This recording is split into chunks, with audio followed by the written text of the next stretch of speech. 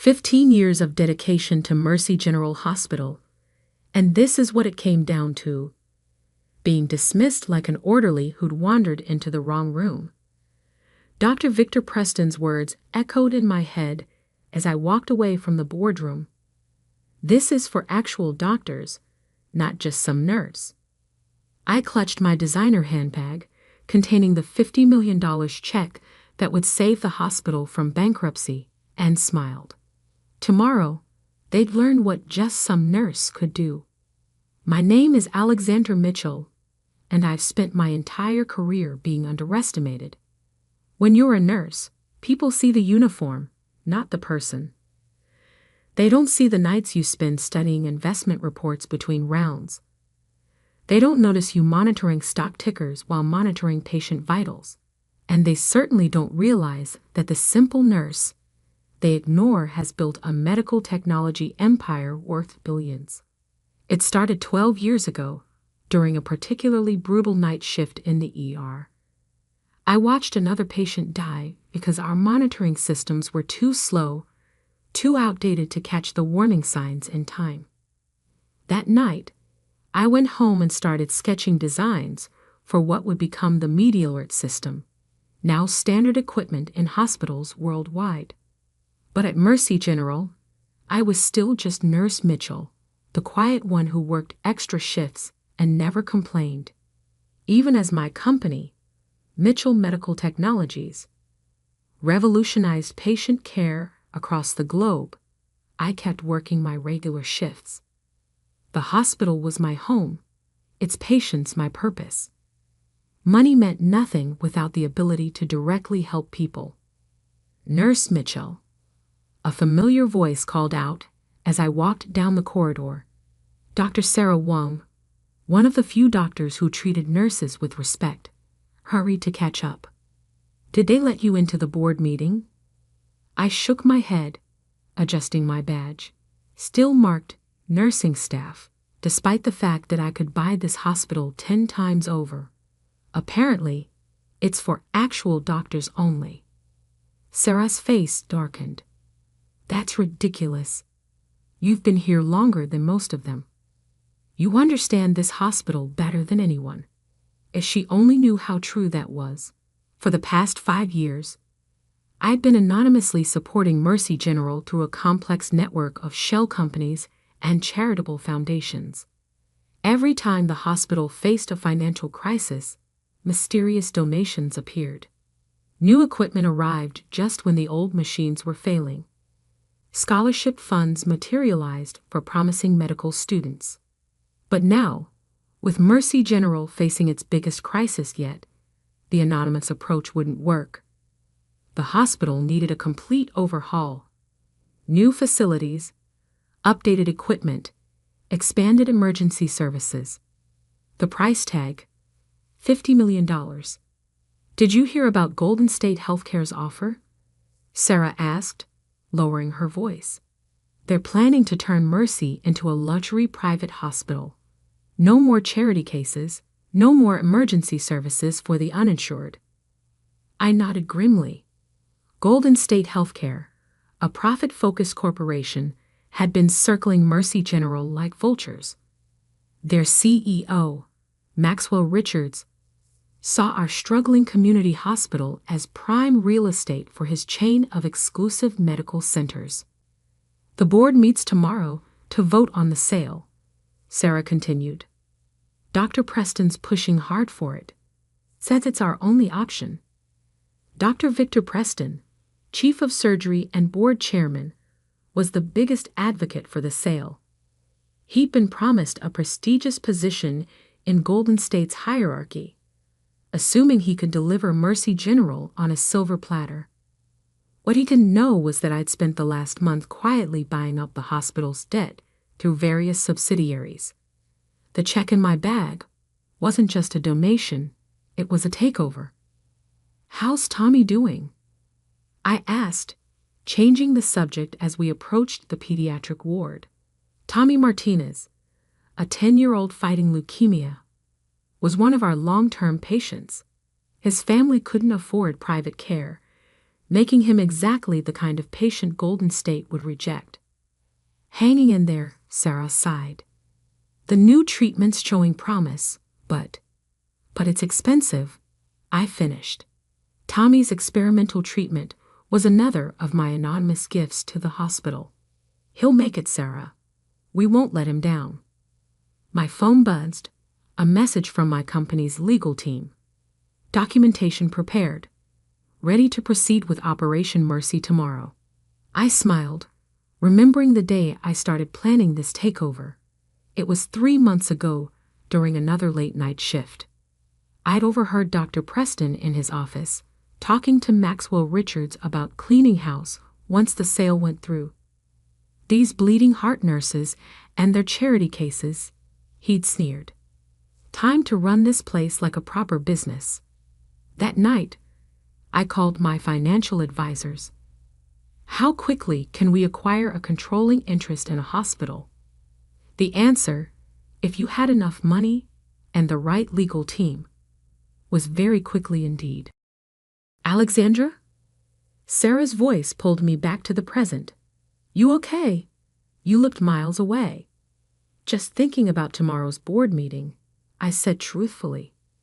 I wish you could be there, she sighed. Someone needs to stand up for what Mercy General really means to this community. Oh, I'll be there, I thought. Just not how anyone expects. Walking through the pediatric ward, I stopped at Tommy's room.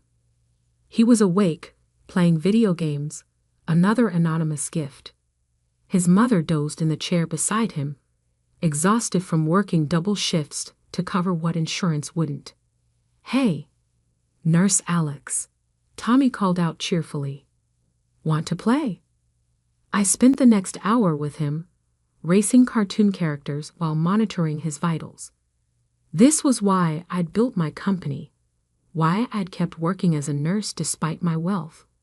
Money was meaningless without purpose, and my purpose was here. My phone buzzed again. Press release prepared. Local and national media alerted for tomorrow's announcement. I have to go, Tommy, I said, standing up. Big day tomorrow. Will you tell me who sent the games? He asked hopefully. Mom says it must be an angel. I winked at him. Maybe tomorrow. In the locker room, I changed out of my scrubs into a designer suit that cost more than most doctors made in a month. The duality of my life always amused me. Nurse by choice, billionaire by circumstance. My assistant waited in the parking lot with a stack of documents. Everything's ready, Ms. Mitchell. The lawyers have confirmed our position. Once you present the check tomorrow, the hospital will be ours, I finished. And Dr. Preston's deal with Golden State will be worthless, she smiled. Would you like me to prepare a statement about retaining the current nursing staff? I laughed. Let's wait until after tomorrow's meeting. I want to see their faces first. Driving home to my penthouse apartment, paid for by the profits from medical patents I'd developed between night shifts, I thought about how everything would change tomorrow. No more hiding my success. No more being dismissed as just a nurse. But more importantly, no more worrying about Mercy General's future. No more watching dedicated healthcare workers struggle with inadequate resources. No more families choosing between treatment and bankruptcy. My phone rang. Dr. Preston's number. Probably calling to apologize for earlier, having realized he might need nursing support for his Golden State deal. I let it go to voicemail. Tomorrow, he'd learn exactly who he dismissed from his precious board meeting. Tomorrow, just some nurse would save not just the hospital, but everything it stood for. I pulled out the check one more time, running my fingers over the amount. $50 million to save Mercy General. A bargain, really, considering what it would protect. My watch showed 11:30 p.m. In 12 hours, the board would meet to vote on selling the hospital's soul. But I had a different vote in mind. one backed by enough money and legal power to reshape Mercy General's future. Time to show them what a nurse could really do. 9:00 a.m. I stood in front of Mercy General's main entrance, watching reporters set up their equipment. They'd been told to expect a major announcement about the hospital's future, though none of them knew exactly what was coming. My phone buzzed, a message from my legal team. Golden State representatives have arrived. Dr. Preston is showing them the facilities. Perfect timing. I straightened my Armani suit, a far cry from my usual scrubs, and headed inside. The hospital corridors felt different this morning. No badge, no uniform, no pretense of being just a nurse. Today, I was Alexandra Mitchell, CEO of Mitchell Medical Technologies, and soon-to-be owner of Mercy General Hospital. Alex? Sarah's voice stopped me near the elevator. She did a double take at my appearance. What's with the power suit? I thought I'd dress up for the board meeting, I smiled. But they wouldn't let you. Her voice trailed off as she noticed the portfolio in my hands. What are you planning? Come watch and see. The boardroom was on the top floor, with views overlooking the city. Through the glass walls, I could see them assembling. Board members in expensive suits, Golden State executives with predatory smiles, and Dr. Preston at the head of the table, probably already counting his bonus. My assistant appeared at my elbow. Everything's in place. The press is standing by. Security has been briefed. And the documents? She patted her briefcase. All here. Shall we? I checked my watch. 9:15 a.m. Time to crash their party. The boardroom door opened smoothly under my hand. Conversation stopped mid-sentence as heads turned to stare.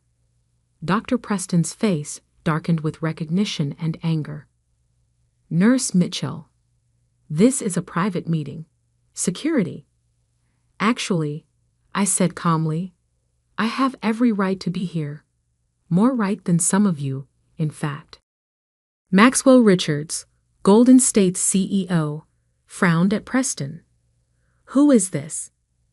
Nobody, Preston snapped. Just a nurse who doesn't know her place. Security will remove. Alexandra Mitchell. I cut in smoothly. CEO of Mitchell Medical Technologies and majority debt holder of Mercy General Hospital. The silence was absolute. Preston's face went from red to white as the implications hit him. Several board members started frantically Googling on their phones. Impossible, Preston whispered. My assistant stepped forward, opening her briefcase. The documentation is quite clear. Over the past 3 months, Ms. Mitchell's companies have acquired controlling interest in Mercy General's debt obligations. Additionally, she began distributing folders containing proof of my ownership, my company's financials, and, most importantly, evidence of Preston's backroom dealings with Golden State. This is outrageous. Preston stood, his chair scraping back. The sale to Golden State is already arranged. Is it? I smiled, pulling out the check. Because I'm prepared to offer an alternative. $50 million, Dr. Preston. Enough to clear the hospital's debt, upgrade all facilities, and establish an endowment for future growth. Maxwell Richards leaned forward, shark-like eyes reassessing me. Mitchell Medical Technologies. The Media Alert System. That was you. I nodded. Along with 37 other medical patents currently in use worldwide, including, Dr. Preston, the surgical monitoring system you praised in last month's medical journal. Preston collapsed back into his chair, remembering his glowing review of technology created by just some nurse. The boardroom door opened again. Sarah entered, followed by a stream of hospital staff. Nurses, technicians, orderlies. The people Preston had never bothered to notice. "What is this?" he demanded. "Witnesses," I said simply. "The people who actually make this hospital work. The ones your deal with Golden State would discard." I turned to address the entire room. For 15 years, I've worked at this hospital. I've watched dedicated professionals struggle with inadequate resources. I've seen families bankrupt themselves for care. I've witnessed the slow erosion of everything Mercy General stands for. Walking to the window, I gestured at the gathering media below. Out there are reporters waiting to hear one of two stories.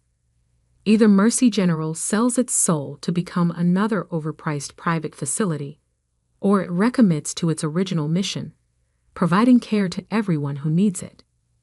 The money, Preston found his voice. "Where did you?" "I earned it." I cut him off. "Every penny. While you were playing politics and making deals, I was solving problems, creating solutions, building something real." My assistant distributed more documents, plans for hospital upgrades, endowment structures, staff retention guarantees. "The choice is simple," I continued. "Accept my offer, and Mercy General becomes a state-of-the-art teaching hospital with guaranteed funding for charitable care.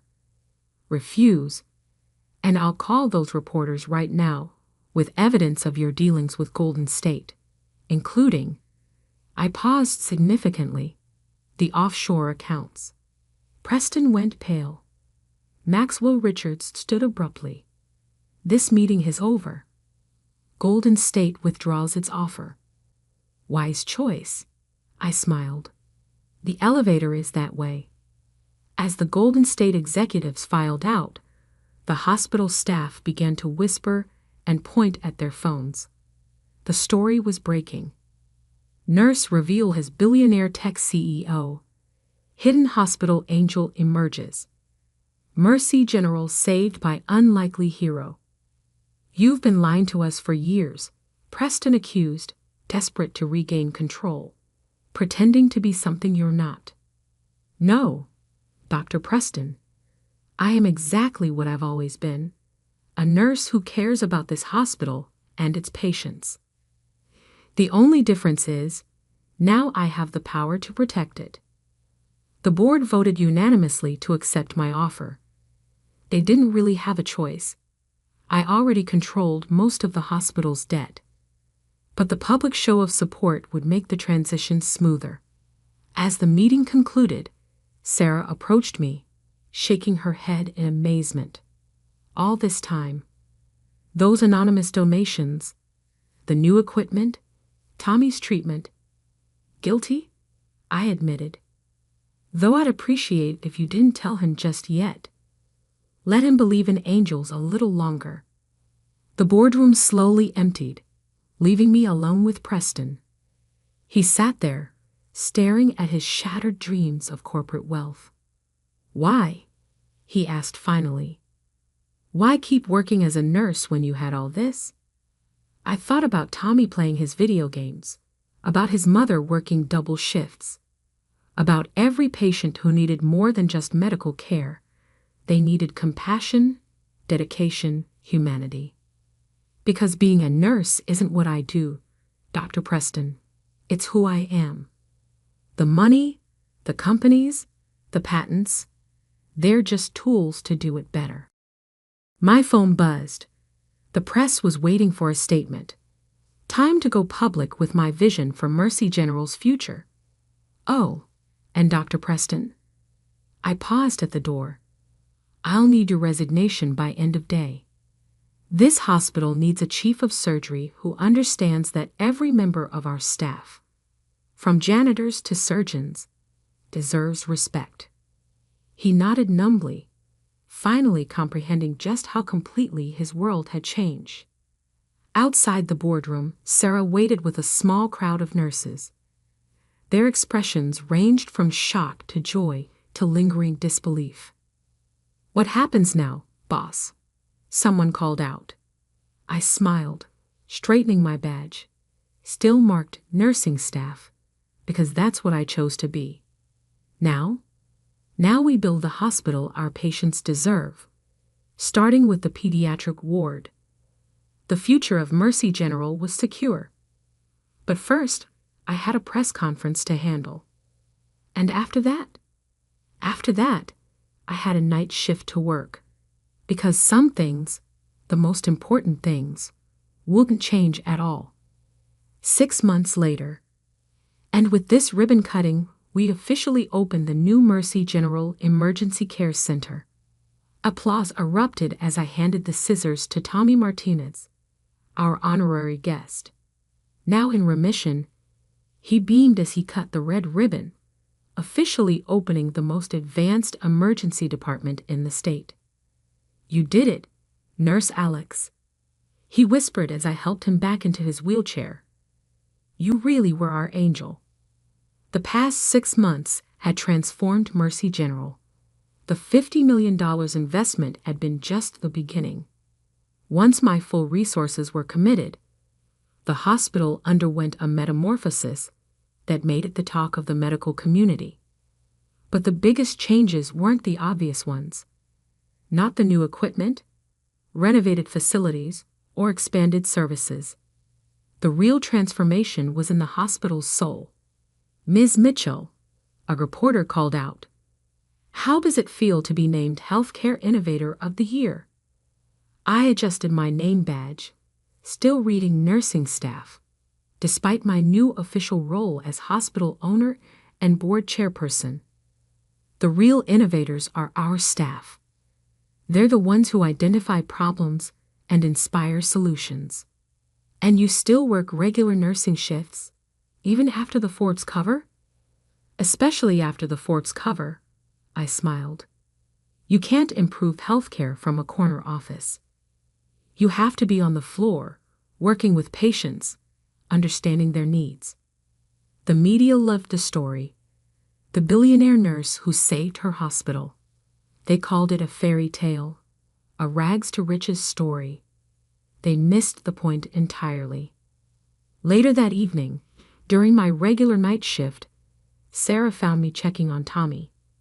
"The board meeting minutes are ready for your review," she said, now serving as chief of medicine after Preston's departure. "And the new scholarship committee needs your input." "Put them on my desk," I replied, adjusting Tommy's IV. "I'll review them after rounds." "Still can't believe you kept this schedule," she mused.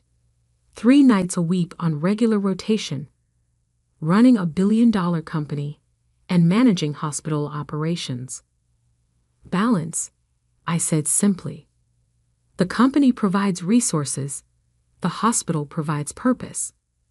My phone buzzed, a message from my corporate office about a new medical technology breakthrough. It could wait. Right now, Tommy needed his medication. The night shift passed as it always had, checking patients, updating charts, handling emergencies. The only difference was occasional interruptions from my assistant about business matters. "The Singapore deal needs your signature," she whispered during a brief break.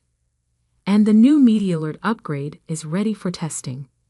"Schedule the signing for tomorrow," I replied, hearing the emergency alert. Right now, we have incoming traumas. The ER filled quickly. A major car accident had brought multiple casualties.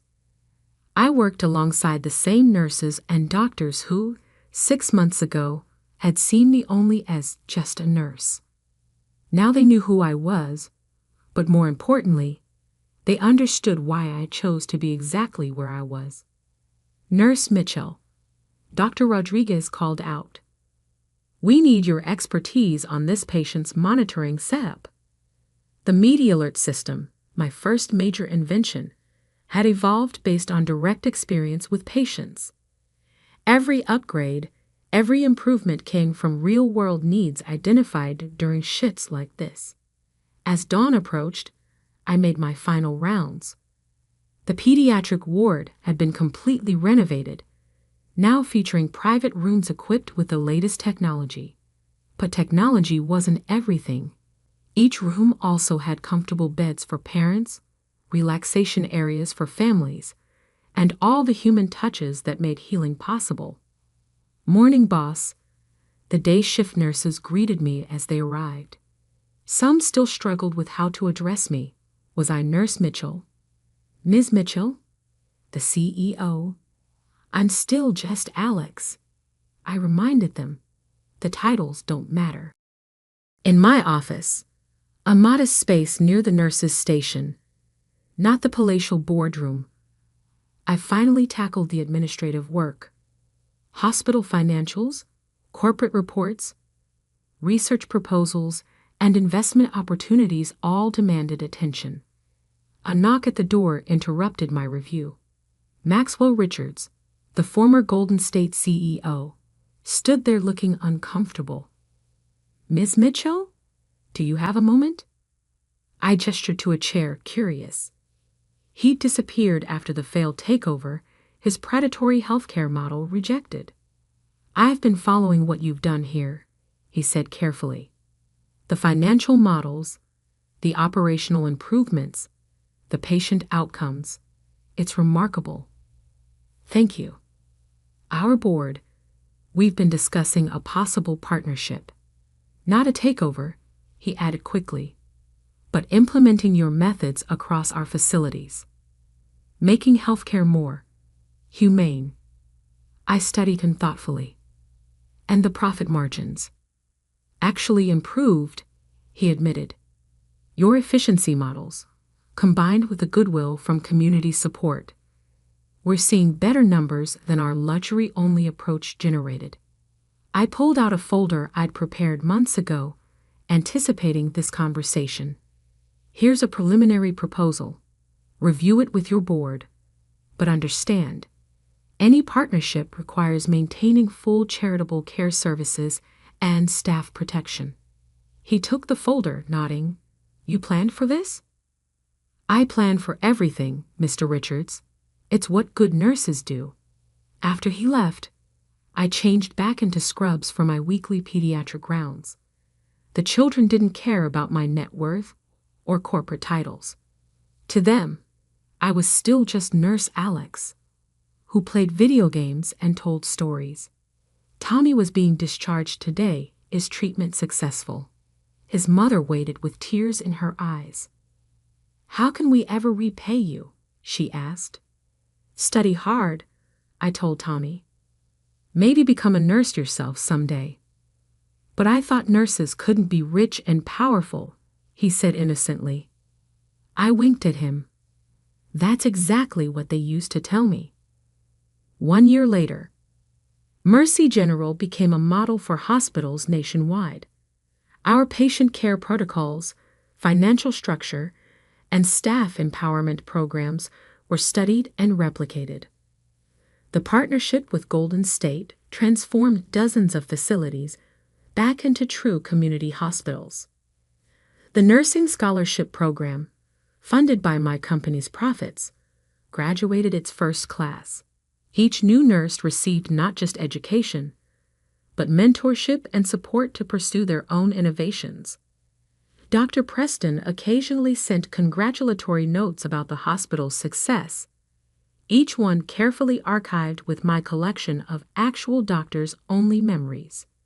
Success, as they say, is the best revenge. My dual life continued.